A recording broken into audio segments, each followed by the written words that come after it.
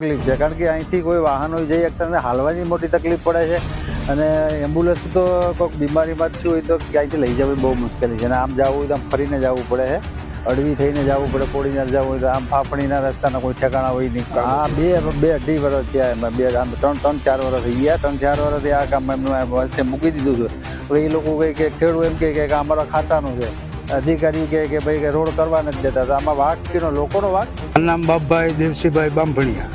બાપા તકલીફ આ ગાડીઓ તો અમે 2-3 ફેરી તો પડ્યા, આમ હાથોય ને પગોય ભાંગે. અને આ છે લગભગ ફાફણી વિઠ્ઠલપુર જાય ફાફણી વાળા, કા નિત્યા જાય કા ડોળાસા જાય. અમારું મેળવી નહીં, અમે અમારી જમીન કપાણી દોરે બંધ ને અમે અટકાવી દીધું. 4-3 ડામ જ છે.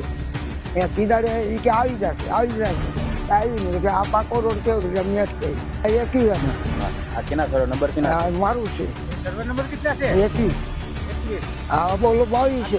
અમારી તમામ માહિતીથી અપડેટ રહેવા માટે જોડાયેલા રહો S9 ન્યૂઝ સાથે.